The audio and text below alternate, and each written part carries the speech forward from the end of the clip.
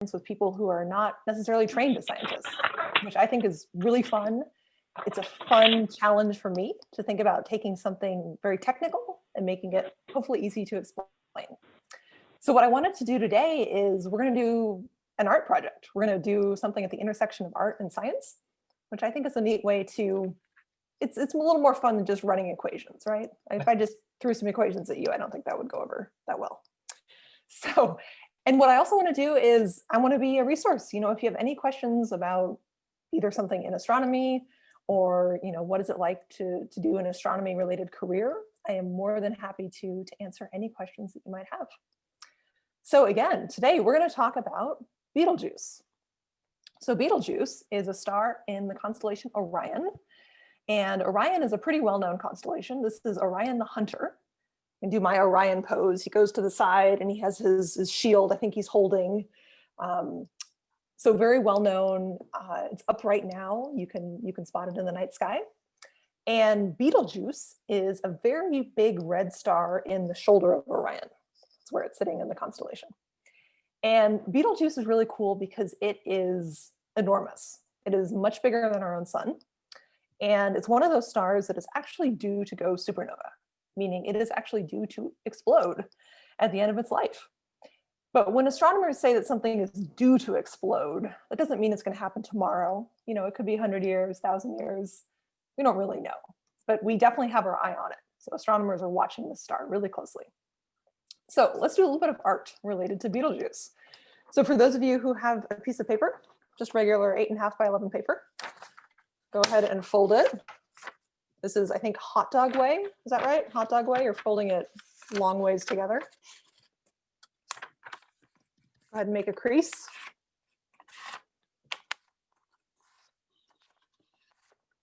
What we're going to be doing now is we're going to be cutting out a circle. So I'll show you how I might do it, but if you have a better way.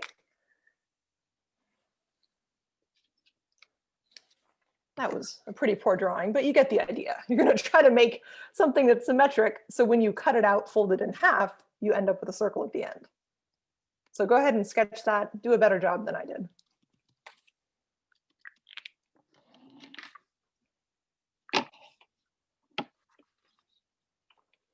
Once you have your line, go ahead and cut it out.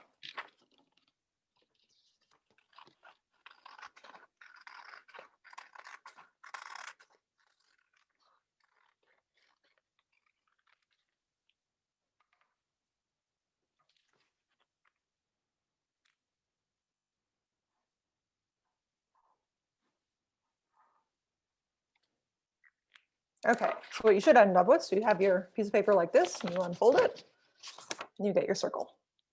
So this is going to be our model for Betelgeuse. So as I mentioned earlier, Betelgeuse is huge. Well, stars in general are huge, but Betelgeuse, as stars go, is a particularly big one. So let me give you an actual number to attach to that. Betelgeuse is about 890 times the size of our sun. It's a big old thing.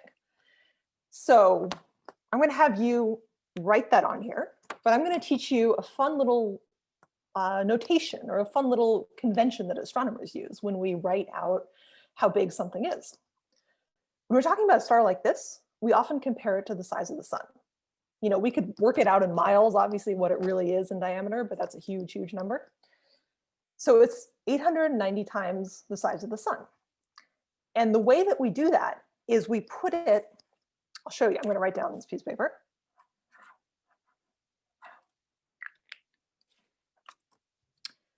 So astronomers would say 890 R with this funny little circle after it.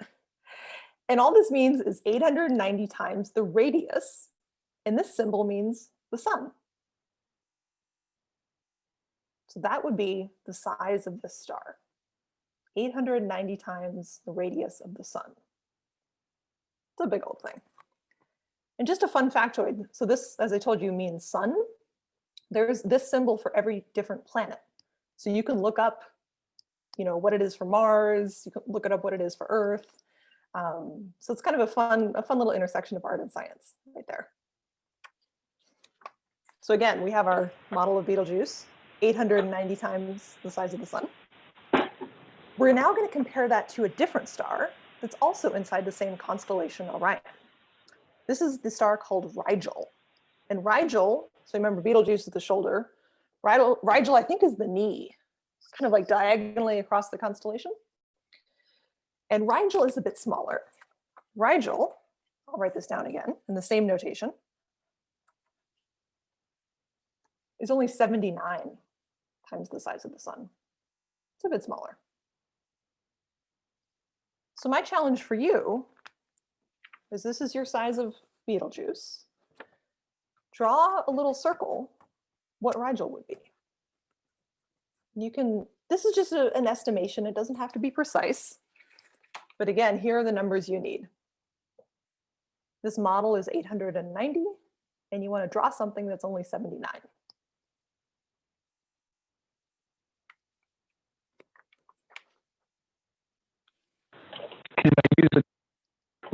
Can I use a calculator? Absolutely. Whatever you want. Calculator, phone, your brain, whatever works.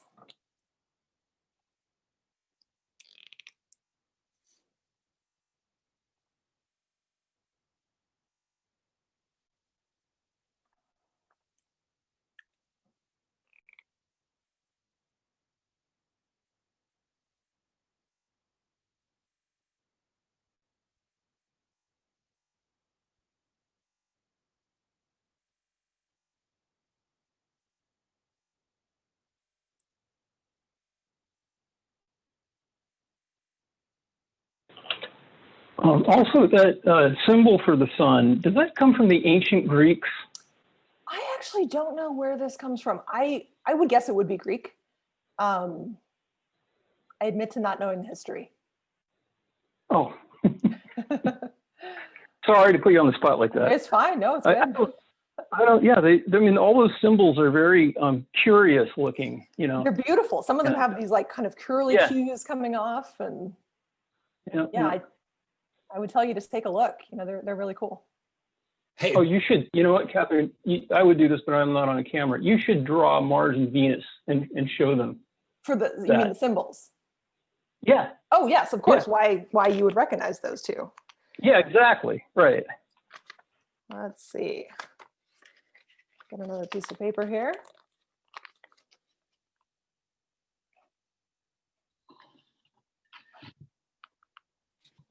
Those look familiar?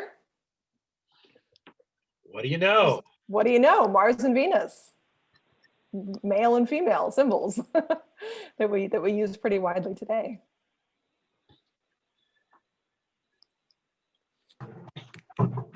Okay, so let's go back to our sketches. So we have your cutout of Betelgeuse, and then you can just draw on there roughly what the size of Rigel would be. So hold up. You can. This is roughly what I have. I'm kind of just a little guess. Yeah, I'm seeing some similar things here. Anybody want to share how they calculated how big that Rigel should be? Ori, how'd you do it? I just tried to kind of like split up the radius of my circle into tenths about, and then did slightly less than tenth for the radius of Rigel because it's 79 compared to 890. Yep, that's exactly what I did over here too. So first thing we can notice is that these are very different in size, obviously. We're now going to do one more comparison. We're going to throw the sun on here for comparison. So remember, Rigel was 79 times the size of the sun. So draw a little circle for the size of the sun.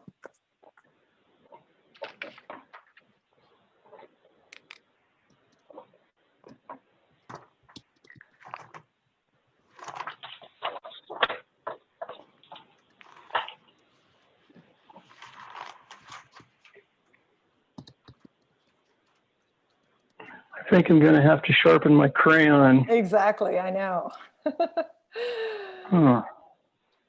So I'll hold it up, but you probably won't even see it. It's just a tiny little dot because it's 79 times smaller than Rigel, which is this one.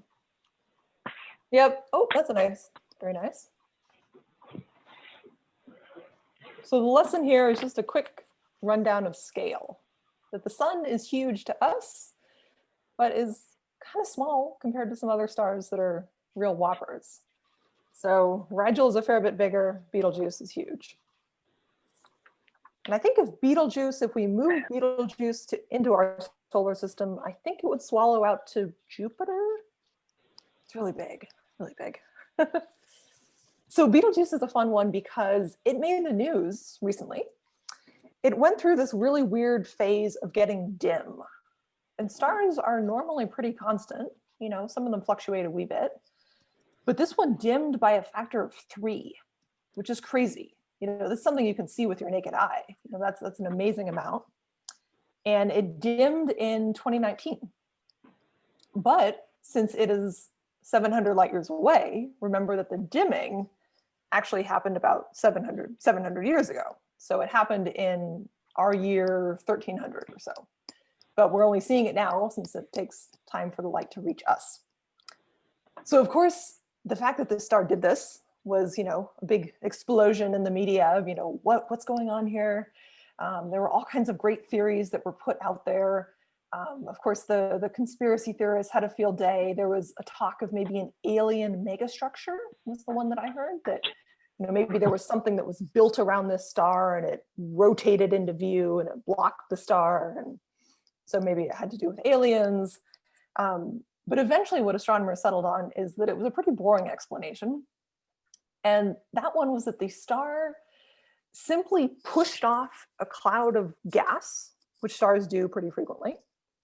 And as that gas traveled through the atmosphere of the star, and stars do have atmospheres, that gas cooled down and it actually made little clumps of dust.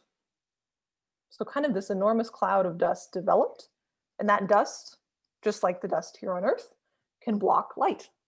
So Betelgeuse was still doing its own thing behind all the dust, but we just couldn't see it as well. So that's what astronomers think really happened. But it was really cool to be able to study this. You know, this is something that's rare, and to be able to study it like that, and Betelgeuse is also relatively close. So, you know, we could see a lot of detail and really try to get a sense of what was going on. It was really, really cool. So that was a quick story of what's up with Betelgeuse. And again, astronomers are really interested in this thing because it's so huge. It is ready to go supernova. You know, it will eventually explode. Won't be any danger to Earth. We're far enough away. Nothing's going to happen to us. But it'll be front row seats to a supernova, which is an awesome thing to witness. So we are excited. So I stay tuned for that. But again, we don't know when. We can't predict if this is something that's going to happen in a year, 10 years, 1,000 years. We don't really know, but it's going to be close.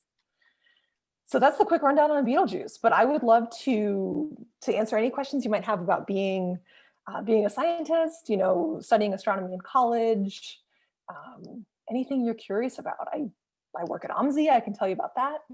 Whatever would be interesting. Oh, a question here. How long would the supernova last? So the event itself is quick, but the light that we see in the sky, that would last for, probably several weeks to maybe even several months. So it's something that, you know, you would look up in the night sky, you would see it, you'd see that this thing was bright, and you'd be able to see that night after night after night. And if you put a telescope on it, you could actually study how the light dims over time, because it does dim. Yeah, it'd be really bright.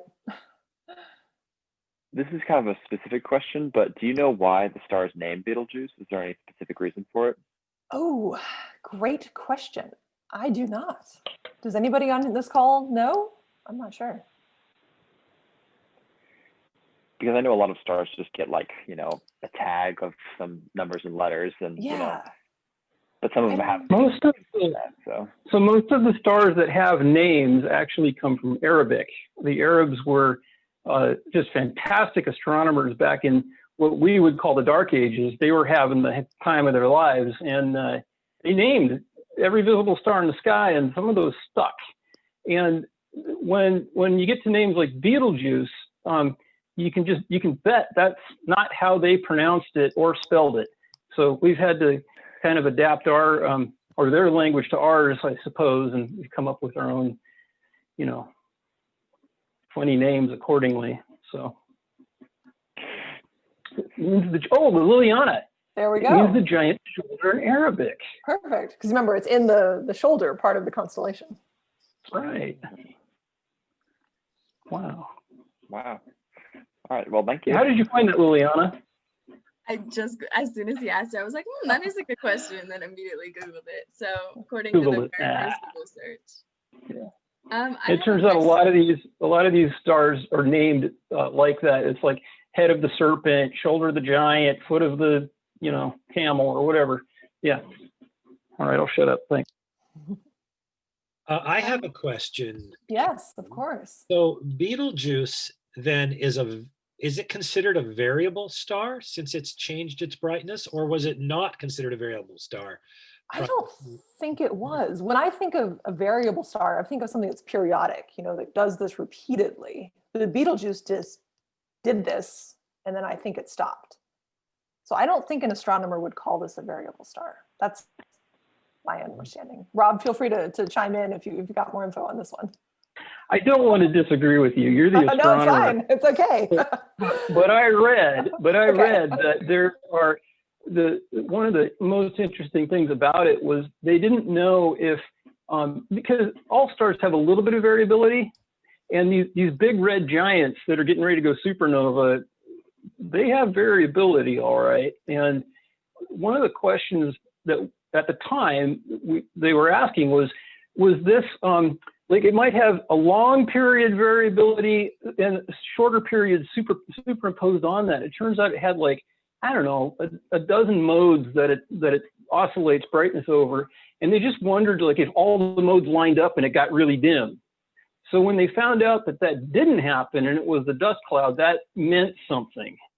Interesting. And Okay. it meant both what it was and what it wasn't, which was cool. So, but you're right in that it's not a variable in that it's something that you're going to easily measure without some very sophisticated instruments, unlike stars that are identified as such on your star charts, which are these kids here could, if they wanted to, in fact some of them have measured variable stars with easily obtainable equipment. So Nolan, are Yes. you there? I think I see your name. I'm here. Yeah, Kathy, Nolan did a project with Liliana's brother this summer measuring the periodicity of XX Cygni. And in fact, they Awesome. won an Nice. award from Rose City Astronomers, I think. Congratulations. Yes. Thank you. I've definitely read it. And did you know that Nolan is going to continue working with Richard and Awesome. try to Nice. take that project further? And I have asked him, and not to put you on the spot, Nolan, to give us a talk. He already gave one talk with Sol a few months ago, but to give us another talk on the basics of variable stars. That'd be great. So we're really looking forward to that, Nolan. Again, not to put you on the spot, but I'll make sure to invite Kathy back I'd love to see it. Yeah. because I think Nolan knows a lot more about variable stars than me. Not as much as Richard Berry. Any comment, Nolan? Yeah, I'm looking forward to giving that presentation. Right now, we sort of took a break from our research, but we're actually going to write and publish a paper, probably into, geez, it's been a while since I've thought about it, but a journal. So I'm excited to get on that. That's a really cool Because experience. I've also got it's really fun. I've also got a question about Betelgeuse or supernova in general. When we say that it's going to go supernova in some amount of time, does that mean when it actually happens in time or when we observe it? When we observe it. So when we say it's Okay. going to go supernova in 1,000 years, that's relative to our current time. And obviously that happens long ago, depending on how far away this thing is, but it's relative to us. Does anyone else out there have any questions? Don't be shy of any questions you have. You could either turn on your mic and speak or put it in the chat. I have a question about you. Is astronomy something that you always have known that you wanted to do, or is it something that you discovered later in life? I discovered it in high school, late in high school. And what prompted me is that I took a really cool physics class in high school where we did a ton of hands-on experiments, and the teacher was awesome. And I knew that astronomy and physics were closely related, but I was really fascinated by big numbers and big spaces. And I knew that astronomy would let me do that. So that was where it all really started, in astrophysics in college. So meaning that I essentially got a double major in astronomy and physics, took all those classes together. And it was challenging. I definitely worked really hard. And then at the end of undergraduate, I decided I wanted to keep going. So then I applied to graduate school in astronomy. And then that was another 6 years of school. So I finished graduate school with a PhD in astronomy.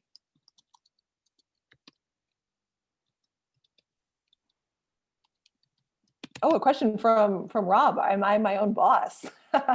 So yes, I am, because I now work mostly as a science journalist. So I'm not a professor of astronomy. I decided that I wanted to try something different. I still wanted to do something related to science, but I am really interested in communicating science.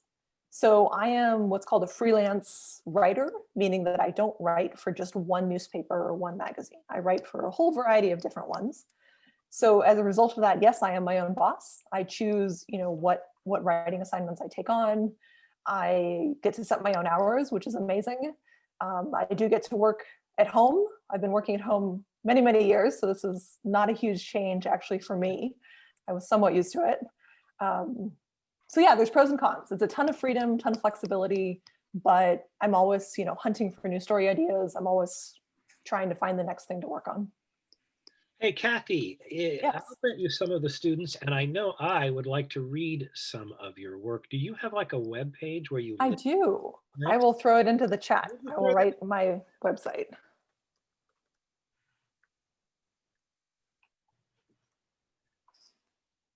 Well, that's a Catherine nice, Kornei. obvious website. I like it. CatherineKornei.com. That's me. I teach Is there space science class, and maybe we'll read one of your Awesome. Awesome. Thank class, you. maybe at least extra credit or something.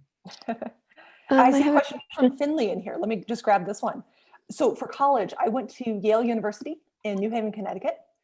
And it was a wonderful adventure. I grew up on the West Coast and I had never lived on the East Coast. So it was really cool to go to a place that was so different.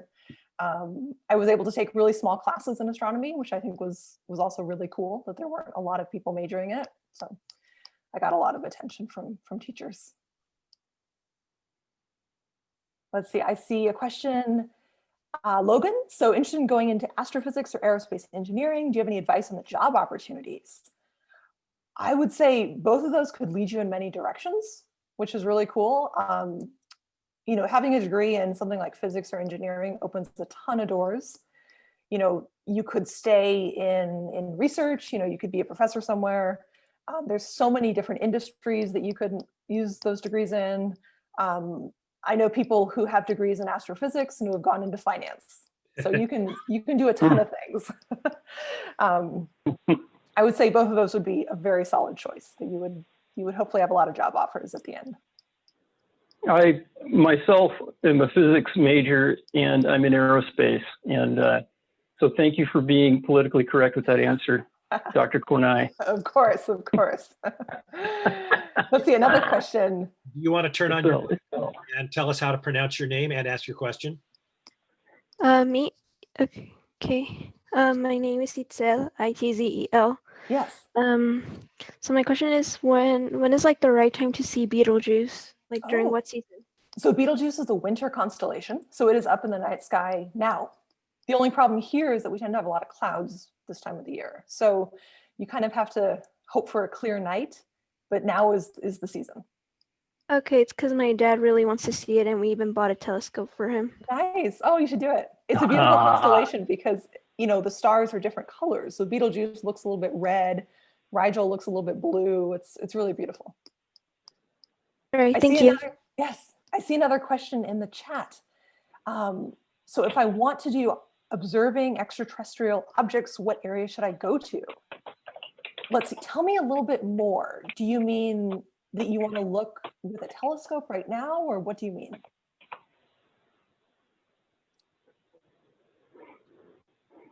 So like just looking through the telescopes at like observatories, you know, like if that's what I want to do, what area should I go to?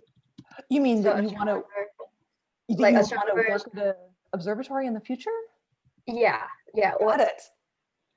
That's a very cool career path too. So there's people who work at observatories who are called telescope operators. And they're the ones who actually get to control these amazing, huge research telescopes. So if that's something that's interesting to you, then, you know, majoring in obviously astronomy would be a solid choice. Majoring in engineering, that'd be a good one. Physics, basically anything that gives you a good analytical scientific background, because a lot of what you're going to be doing is going to be technical work. You have to understand how this instrument works, you know, understand how to move the telescope. But there's not just one career path. You know, I think there are multiple things that could lead you there. And that one you could approach from software too. I think a lot of those people up there are going to be super swift with software. And, you know, then there's also the instrument builders, the guys building the spectroscopes and the cameras. And, you know, there's lots of technical stuff both on and off the mountain that is just very broad. So yeah, go for it. Definitely.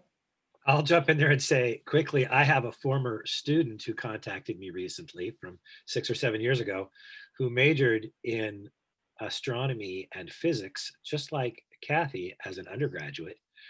But I think partly because of the pandemic, fell in love with medicine, but didn't take any biology or pre-med classes in college, but applied to medical school anyway. And she got in to several medical schools. And one of them said, the admissions director said, our experience is that anybody who can get through undergraduate school in physics is smart enough to be a doctor. And you clearly, she did take a year off between undergraduate and graduate, and she had a job working in a hospital, obviously not as a doctor, but just as a person. And that's where she fell in love with medicine. So that's my physics teacher thing. If you have a degree in physics, you can pretty much do anything because people know what you're made of. Definitely. Yeah. I see another question about the area for astronomy photography. Do you mean good places to do it, or what do you mean? Like as a job, kind of like. Oh, yeah, absolutely. I know people who do that for a living. So that's an awesome combination of art and science, that you have to have a good eye for, you know, what makes a good shot, but you have to understand enough of the night sky to predict what you're looking at and when you have to look. You have to understand the equipment, your telescope, your cameras. I know most people get started certainly as a hobby. You know, they dabble in it a little while and then they get good enough that their pictures start to get known, and then you start to get paid for selling your pictures. So certainly starting out, you know, just very simply, you know, you literally holding up a smartphone to a telescope and starting to snap pictures is the way to get started. Itzel, we have a member of our club who's not here today, Maxwell Siversboyce, who did some, and Ori did it too, who is here, did some astrophotography last summer with a Rose City astronomer member who I'm sure Kathy knows, named Michael McKeag.